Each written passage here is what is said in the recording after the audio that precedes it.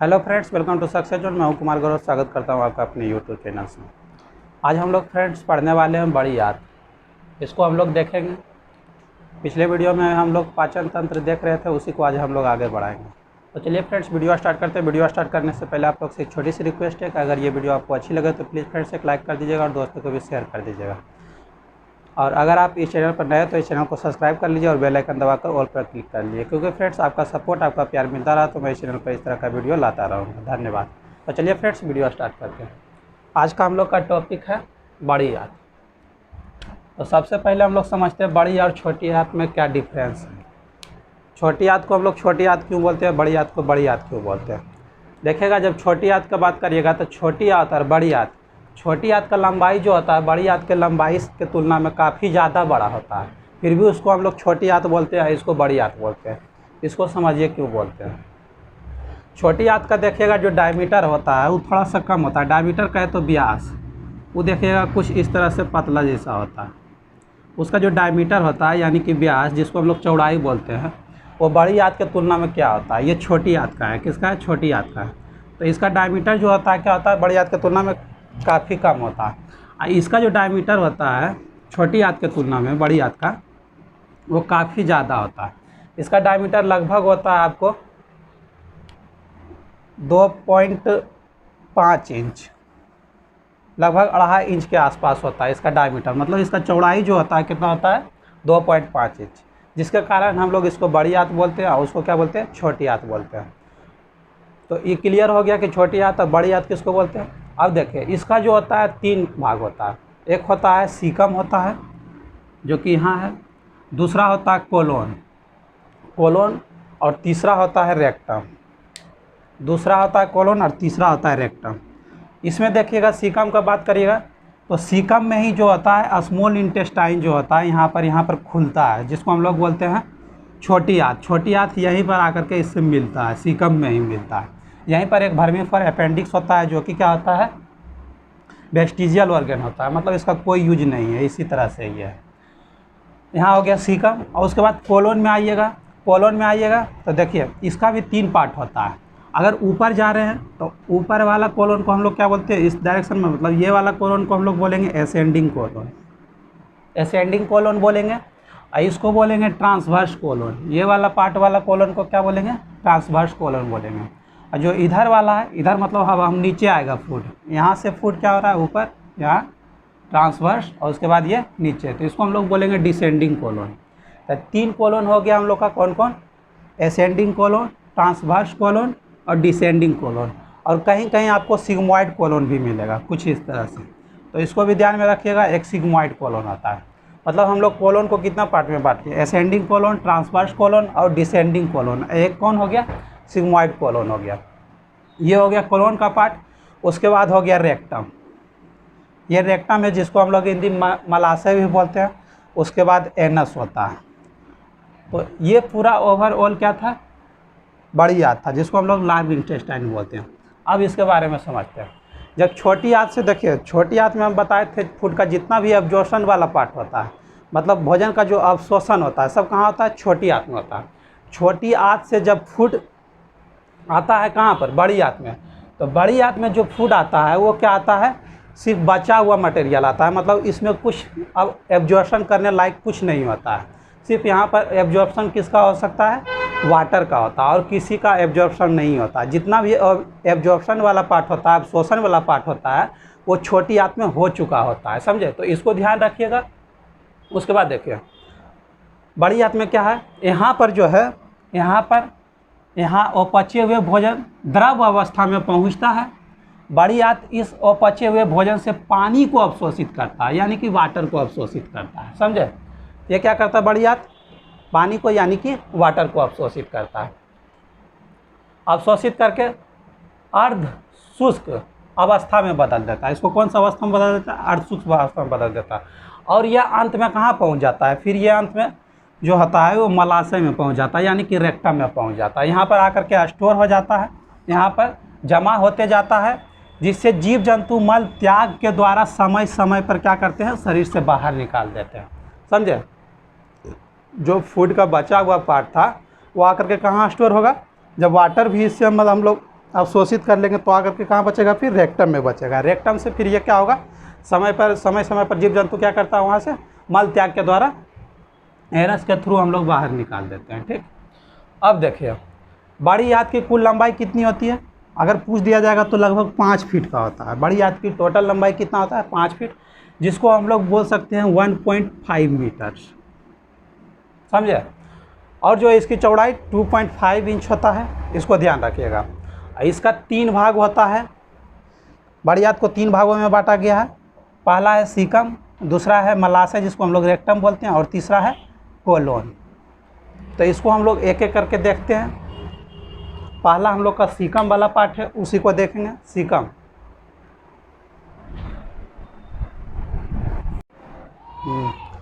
बड़ी आंत का सबसे पहला पार्ट कौन है, सीकम है। उसको अब हम लोग जानते हैं सीकम, ये क्या है, सीकम, सीकम, इसको जानते हैं। तो सीकम क्या होता है, बड़ी आंत का जो सबसे छोटा वाला भाग होता है वही सीकम होता है। ये हम बताए थे कि छोटी आंत यहीं पर आकर के बड़ी आंत में मिलता है। छोटी आंत का जो सबसे लास्ट वाला पार्ट होता है, जिसको हम लोग इलियम बोलते हैं। छोटी आंत में 3 पार्ट होता था, ड्यूडेनम, जेजुनम, इलियम। उसके बाद इलियम आकर के कहाँ मिलता है, बड़ी आंत में, सीकम में मिलता है। ये जो होता है बड़ी आंत का सबसे छोटा वाला भाग होता है। फिर इसी में हम बताए थे जो क्या होता है, वर्मिफर अपेंडिक्स होता है, जो कि वेस्टिजियल ऑर्गन होता है। तो सीकम देखिए, सीकम क्या होता है, ये होता है बड़ी आंत का सबसे छोटा भाग होता है, जो शाकाहारी जंतु में, अगर शाकाहारी जंतु में बात करिएगा तो शाकाहारी जंतु की तुलना में मांसाहारी जंतु में ये अधिक बड़ा होता है। यानी शाकाहारी जंतु वाला जो सीकम होगा वो मांसाहारी जंतु के तुलना में क्या होगा, छोटा होगा। मांसाहारी वाला क्या होगा, ज़्यादा बड़ा होगा सीकम, जो मांस खाता होगा। जैसे हो गया लायन हो गया, मतलब शेर जो हो गया, जो मांसाहारी जंतु है, उस सब का सीकम क्या रहता है, थोड़ा सा बड़ा रहता है। किसके तुलना में, शाकाहारी जंतु के तुलना में, समझे। इसको ध्यान रखिएगा, इम्पोर्टेंस थोड़ा सा यहीं पर है, और इसमें कुछ ज़्यादा कोई खास इम्पोर्टेंस नहीं है। शाकाहारी की तुलना में क्या होता है, मांसाहारी जंतु में अधिक बड़ा होता है सीकम, इसको ध्यान रखना है। और ये भी एक तरह से एक वेस्टिजियल ऑर्गन ही है, वेस्टिजियम ऑर्गन ही, जिसका कि कोई काम नहीं है, स्पेशल कोई काम नहीं है इसका, समझे। और इसी में एक और पाया जाता था, बताए थे, सीकम में ही छोटा आंत आगे, सीकम में ही क्या होता है, सीकम में ही छोटी आंत से अपचय भोजन पहली बार पहुंचता है। इसी सीकम में अपेंडिक्स लगा रहता है, जो हमारे शरीर में एक अवशेषी अंग, जिसको हम लोग वेस्टिजियल ऑर्गन के रूप में काम करता है, समझे। तो वेस्टिजियल ऑर्गन हम लोग किसको बोले थे, जिसका कोई काम नहीं है। अगर वेस्टिजियल ऑर्गन का बात करिएगा तो ये हमारे शरीर में जो होता है लगभग 100 से भी अधिक है। कितना है, ये 100 से भी अधिक है। लेकिन कुछ इम्पोर्टेंट जो है उसको हम लोग जान लेते हैं यहाँ पर। जैसे कि हो गया अपेंडिक्स, जो अभी हम लोग देख रहे हैं, ये बड़ी आंत से लगा हुआ रहता है। अपेंडिक्स हो गया पहला, इसका कोई काम नहीं है शरीर में, सिर्फ ऐसे ही लगा हुआ रहता है। उसके बाद क्या है, पिन्ना है, पिन्ना है, इसका भी कोई स्पेशल काम नहीं है। पिन्ना हो गया, हेयर हो गया, ये सब का कोई स्पेशल काम नहीं है। इससे सिर्फ क्या होता है, सुंदरता आदमी का बढ़ता है। आप सोचिए, आपका बिना पिन्ना का अगर रहेगा, पिन्ना गायब कर देगा तो आप थोड़ा सा अजीब लगेगा देखने में, समझे। और इसका कोई काम नहीं है। पिन्ना हो गया, हेयर हो गया। अब सोचिए हेयर भी अगर गायब हो जाएगा तो आप थोड़ा सा क्रूप दिखिएगा। और क्या, हेयर से क्या होता है, थोड़ा सा सुंदरता निखरता है। तो ये सब का कोई स्पेशल काम नहीं है, सिर्फ हम लोग का सुंदरता बढ़ाता है, और कुछ नहीं काम है इसका। पिन्ना हो गया, हेयर हो गया, नेल हो गया। नेल का भी एक तरह से देखिए, लड़कियां लोग क्या करती है, नाखून बढ़ा के रखती है, और इसका कोई स्पेशल काम नहीं है, समझे। और देखिए एक लास्ट मोलर जो होता है, लास्ट मोलर जो हम लोग का सबसे अंतिम वाला मोलर है, ये सबसे लास्ट में जो होता है, उसका भी कोई काम नहीं है, समझे। तो ये सब क्या है, वेस्टिजियल ऑर्गन है, जिसको हम लोग अंतिम चर्वनक भी बोलते हैं इसको। एक कैनाइन, कैनाइन जो है, अभी हम लोग का जो कैनाइन है इसको बोलते हैं, जो फाड़ने का काम आता है कभी कभी। ये सब देखिएगा मांसाहारी जो जंतु है, जैसे कि डॉग देख लीजिएगा, डॉग यानी कुत्ता हो गया, बिल्ली हो गया, या फिर शेर हो गया। इस सब में देखिएगा जो कैनाइन वाला तीत होता है, ये वाला, वो बड़ा बड़ा होता है, कुछ थोड़ा सा बड़ा होता है, वो चीरने फाड़ने में काम आता है। तो ये क्या है, ये भी हम लोग अभी क्या हो गया है, वेस्टिजियल ऑर्गन हो गया हम लोग के लिए खास करके। उसके बाद देखिए एब्डोमिनल मसल है। एब्डोमिनल मसल का है तो देखिए, एब्डोमिनल जो अंदर वाला मसल है, स्टोमच जहाँ पर अभी है, स्टोमच हम लोग का, उसके बाहर वाला, जैसे कि एब्डोमिनल हम लोग किसको बोलते हैं, एब्डोमिनल, यहाँ स्टोमच वगैरह मान लीजिए ये सब है। तो ये अंदर वाला जो मसल है ये सब एब्डोमिनल मसल है, समझे, इसको ध्यान रखिएगा। ये भी क्या हो गया है, वेस्टिजियल हो गया, इसको ध्यान रखिएगा। उसके बाद टेल बोन जो हो गया हम लोग का, टेल बोन जो सबसे लास्ट वाला वर्टिब्रल कॉलम का बोन हो गया, टेल बोन, वो सब भी क्या हो गया, जिसको हम लोग कॉक्सिक्स बोलते हैं, ये भी सब क्या है, वेस्टिजियल ऑर्गन है। तो इम्पोर्टेंस कितना था, लगभग 8 वो यहाँ पर हम लोग बता दिए, इसको ध्यान रखना है। बाकी बात तो पता है, वेस्टिजियल ऑर्गन हमारे शरीर में कितना है, 100 से अधिक है, बस इतना कम से कम ध्यान में रखना है, समझे। अब हम लोग देखते हैं इसका सेकेंड वाला पार्ट, बड़ी आंत का सेकेंड वाला पार्ट। दूसरा पार्ट क्या है, कोलोन, उसको हम लोग देखते हैं। दूसरा क्या देखेंगे, कोलोन।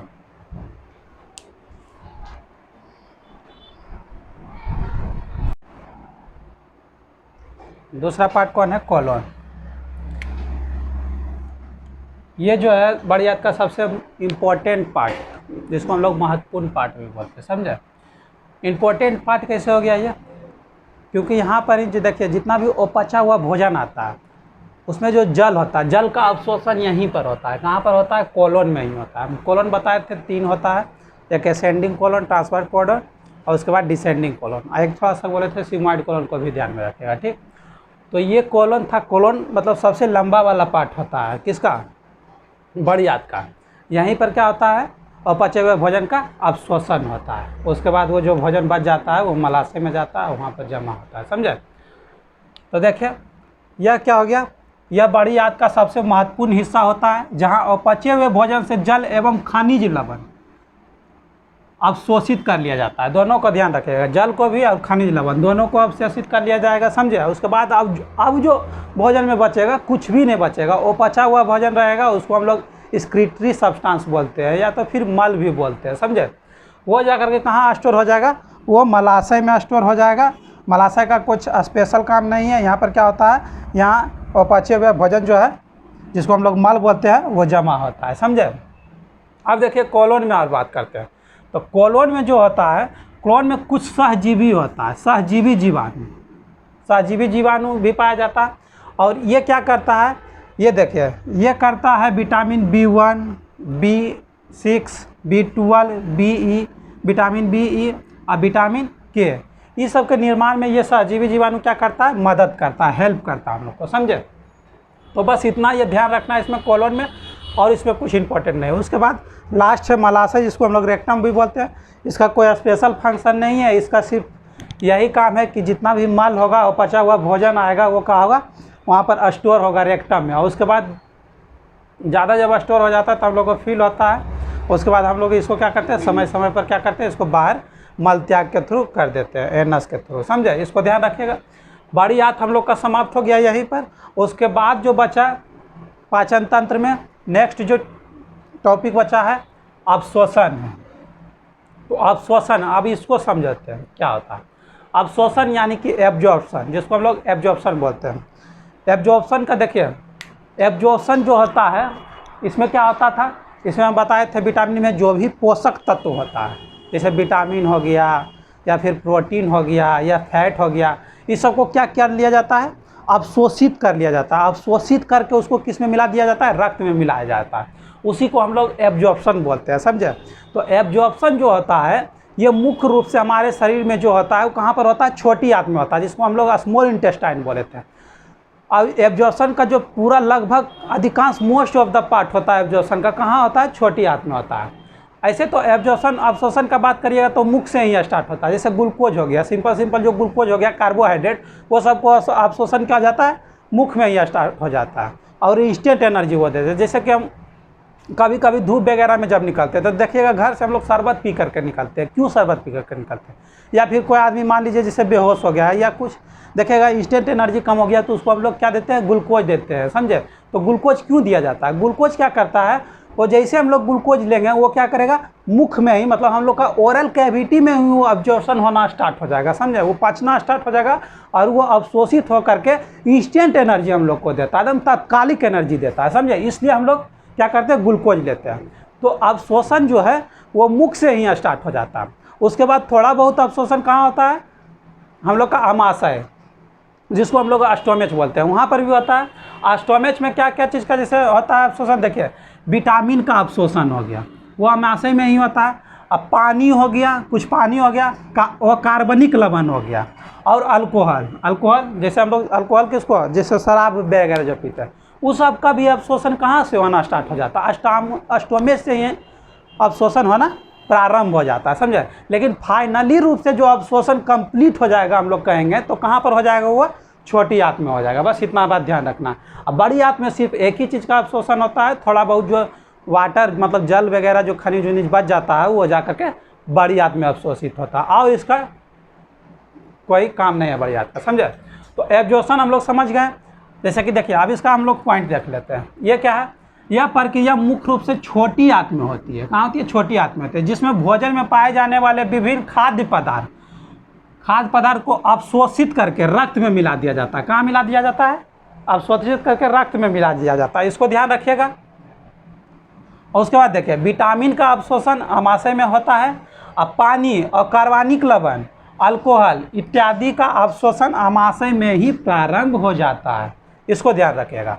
अब नेक्स्ट हम लोग का जो टॉपिक है अवशोषण के बाद स्वांगीकरण, जिसको हम लोग एसिमिलेशन भी बोलते हैं। एसिमिलेशन क्या होता है, ये क्या होता है, जैसे जो भी पचा हुआ भोजन रहता है, अवशोषित किया हुआ भोजन रहता है, वो रक्त के माध्यम से कहाँ पहुँच जाता है, कोशिका हम लोग का सेल में पहुँच जाता है, या फिर ऊतक में पहुँच जाता है, समझे।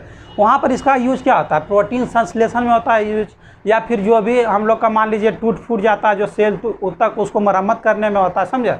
यही सब में इसका यूज़ किया जाता है, समझे। इसी को हम लोग स्वांगीकरण करते हैं। जैसे कि देखिए अगर इसका पॉइंट देखेंगे तो भोजन अवशोषण के पश्चात रक्त के माध्यम से विभिन्न कोशिकाओं तक पहुंचता है, जहां पर प्रोटीन संश्लेषण, टूटे फूटे ऊतक की मरम्मत तथा जीव द्रव्य का निर्माण करता है। इसी प्रक्रिया को हम लोग स्वांगीकरण या एसिमिलेशन कहते हैं। बस इतना ध्यान रखेगा। अब इससे आगे हम लोग देखते हैं।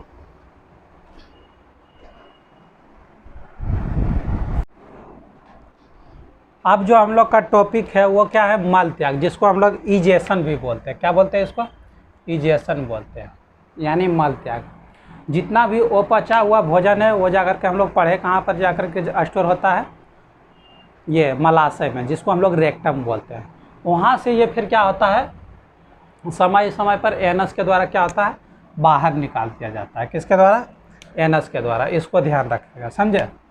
अब देखिए तो ये क्या हो गया, पाचन तंत्र का, पूरा आहार नाल का सबसे अंतिम वाला प्रोसेस हो गया, कौन, इजेशन। अब ये सबसे लास्ट है, इसके बाद हम लोग का पाचन तंत्र समाप्त हो जाएगा, समझे। तो ये क्या होता है, आहार नाल के विभिन्न क्रियाओं में यह सबसे अंतिम क्रिया है, जिसमें अपचय भोज्य पदार्थ अर्ध ठोस रूप में समय समय पर गुदा यानी कि एनस के द्वारा बाहर निकाल दिया जाता है। बस इसको ध्यान रखिएगा। और एक ठो और इसमें ध्यान रखने वाला बात है, जो मल में जो दुर्गंध होता है वो किसके कारण होता है, इंडोल के कारण होता है और एस्काइटोल के कारण होता है। बस यही दोनों के कारण होता है, इंडोल और एस्काइटोल के कारण होता है। इंडोल एस्काइटोल नामक एमिनो एसिड के कारण होता है, इसको ध्यान रखिएगा। पूरा पाचन तंत्र हम लोग का समाप्त हो गया आज। और अब हम लोग देखेंगे जो है पाचन तंत्र से संबंधित जो रोग है उसको ध्यान देखते हैं हम लोग। और ये बहुत इम्पोर्टेंट है, आपको जो ये सब जो है ना रोग वाला थोड़ा सा अच्छा से याद कर लीजिएगा, क्योंकि हर एक एग्जाम में ये सब पूछा जाता है। कोई भी एक जो है उठा लिया जाएगा, उसके बाद पूछ लिया जाएगा, तो इसको अच्छा से हम लोग देखेंगे, समझे। इसको याद कर लीजिएगा सीधे। पहला है एपेंडिसाइटिस। तो एपेंडिसाइटिस क्या होता है, ये देखिए क्या है, एपेंडिसाइटिस से क्या होता है, इस रोग का संबंध अपेंडिक्स से है।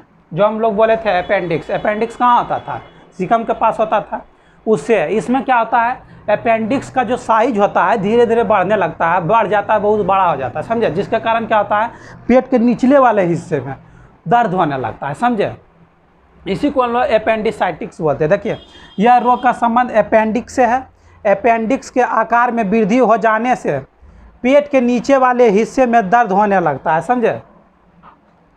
इसको ध्यान रखिएगा, इसको अपेंडिसाइटिक्स बोलते हैं।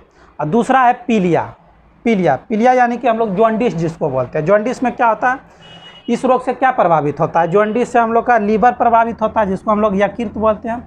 इसको याद रखिएगा।